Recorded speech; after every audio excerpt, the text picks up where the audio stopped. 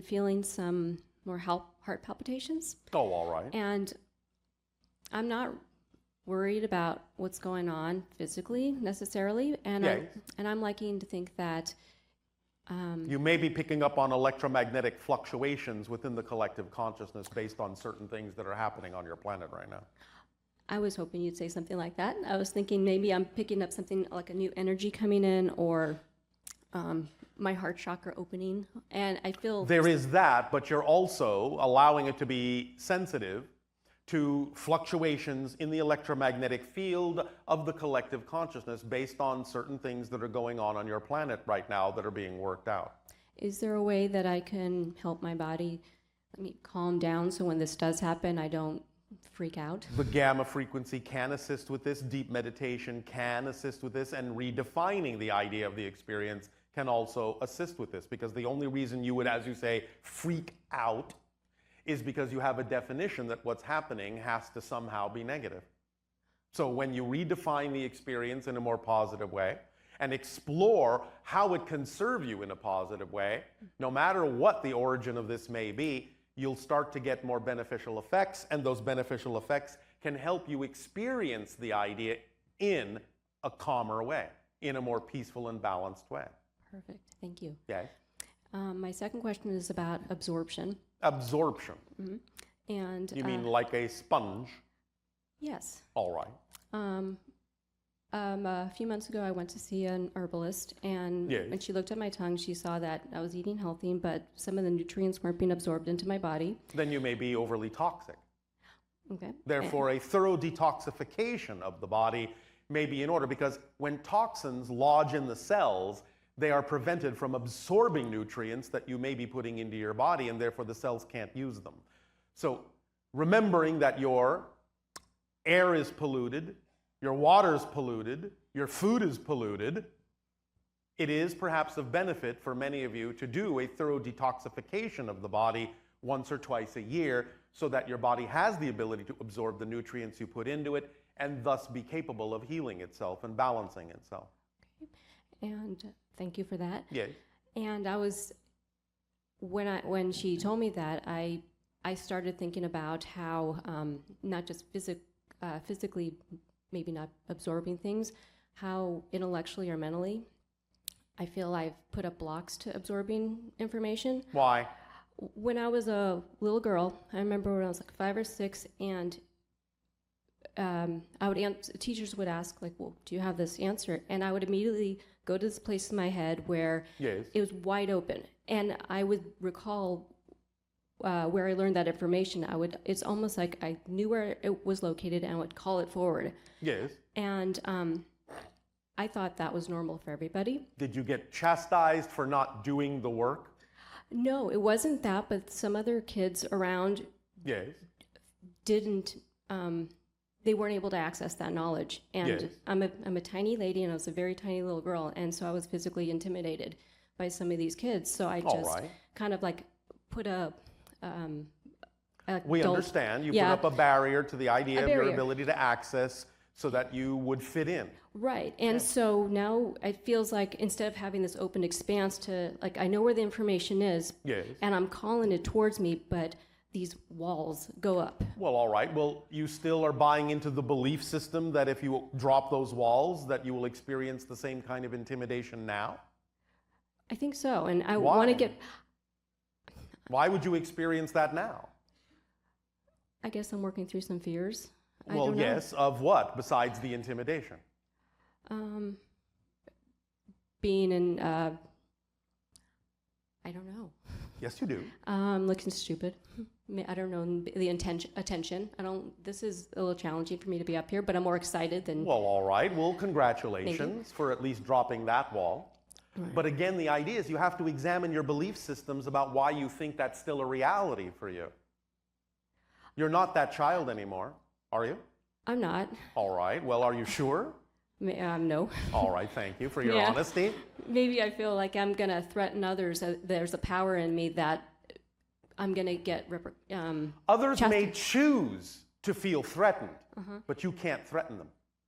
Just as Okay. you cannot be threatened unless you choose to feel threatened. So this is about the choices that you're making based on what you believe is most true for you in relation to the circumstance that you're describing. Okay. So it's about taking a moment to realize that you're no longer that little girl, that the circumstances now can be very different for you, but that it doesn't really matter whether they are or not, because it's about taking responsibility for your ability to respond. It's about allowing yourself to be who you truly are, knowing that that's actually what serves everyone best, whether anyone else recognizes that or not. Okay. Because otherwise you are withholding your gifts, you're withholding your frequency, and that's not helping anyone, neither you nor anyone else, who really needs to find you, the real you, and interact with the real you. And even if there are people along the way who may, because you are showing them something, reflecting something to them that they resent within themselves and projecting that resentment on you, that's their issue, not yours, if you're not doing anything intentionally malicious. Okay. Do you understand? Yes. But you are depriving the world of your gift, of your energy, of being who you are.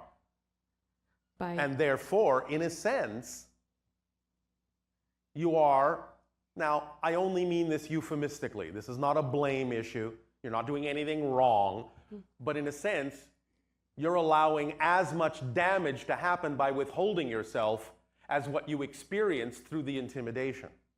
Do you understand? Yes. Yes. Okay. So, I understand that you may have beliefs that allow you to feel fear of being yourself because you are afraid that something will still happen. But again, you can only be affected if you believe that you can be, if you choose to align with the idea that someone presents to you of negativity.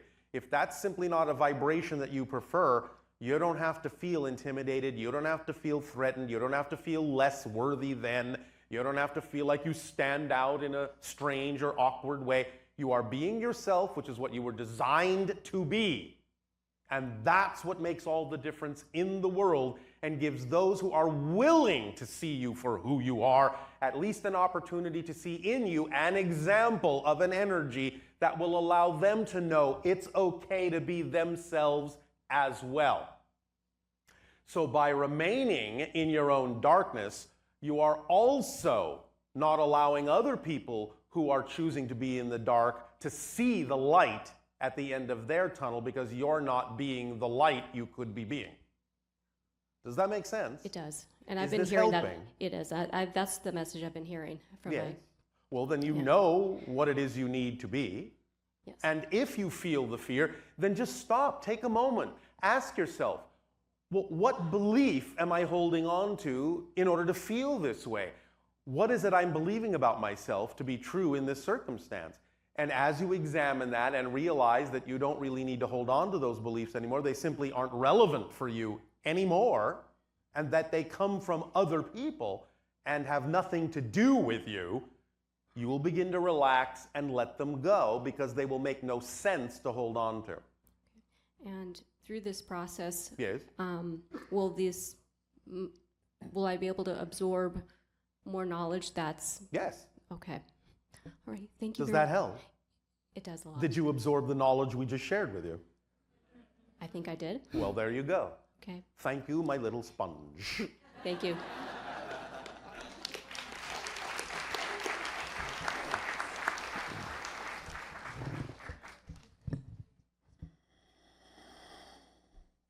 Please remember, this is very important to remember, all of you. Our civilization is not doing anything more than you're doing.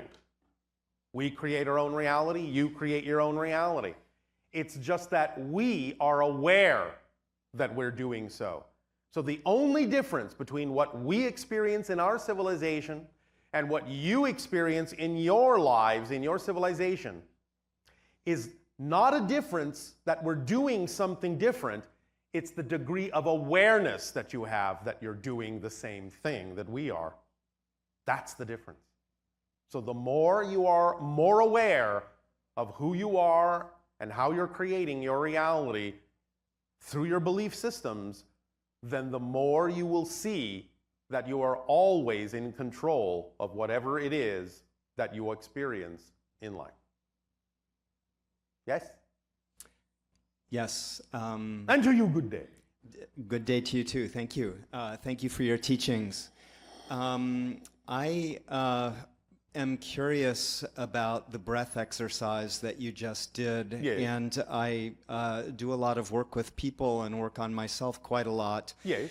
And I'm wondering if you could talk a little bit more about the power of the breath to create transformation and how I can use it in my work with people who have experienced trauma and suffering. Well, again, allowing them to go into the meditative state through this style of breathing, which sometimes is referred to as meditative breathing or yogic breathing. It has many different functions in that sense, but as we said, it energizes the body. It brings that in, which supports the body more fully to allow the person to feel more stabilized, more supported by that energy, and more connected to the idea of the higher levels of their being and their own consciousness. It fills them up in that sense in a very different way that allows them to feel like they're riding a wave and floating through an experience rather than having to push their way through or fighting against a current. Does that make sense? Yes, it does. All right. Thank you. And I have one last question about the power of beliefs that can act as barriers. Yes. I've noticed that even when I intellectually understand that a belief is not relevant to me, to my Yes. life, That it's difficult to still let go of? there is a pattern that seems to continue to exercise a gravitational pull. No, that's just another belief. Yes. Remember, a habit and a pattern is something you don't know you're doing by definition. Once you become aware of the pattern and the habit, you don't have it anymore. You have to be beyond it to know it was there. Because while you're in it, you don't see it as a habit. You understand? I do. Therefore, you have a definition in your society that once you become aware of a habit, you still now have to do something to let it go. Becoming aware of the habit is the end of the process of letting it go, not the beginning. And if you know that, then you will see that it is gone. If it still continues, what that means is you still have another belief you haven't found that says that for some reason you have to keep choosing to do something you don't prefer to do. Find that belief and let that one go. And if you still are behaving the same way, you still haven't found the core belief. Keep digging. When you truly find the core belief that underlies all those secondary beliefs and truly let that go, then you will see no more of that in your behavior because you will stop choosing it because it will make no sense to choose it anymore because it has nothing to do with you anymore. Thank you. Does that make sense? It does. Please remember, you do not do anything that you don't on some level choose to do. It always comes out in your emotions, your thoughts, your behaviors. They are always the signal about what you believe to be true. And you then have the opportunity to use those behaviors, those thoughts, those feelings, to trace them back to what belief you must be holding on to generate those feelings, those thoughts, those behaviors. Just keep digging. Eventually you will find the core belief. But remember, this is the tricky thing about negative beliefs in particular. All beliefs will do whatever they can. They're designed to do whatever they can to reinforce themselves and make it seem as if no other belief is possible, because that's the only way you can actually experience a reality reflection of a particular belief, is they have to seem real and reinforce themselves to seem like nothing else is real. So when you're dealing with positive beliefs, that's not really an issue, because you don't care that the positive belief and the positive reality seems real. You follow me?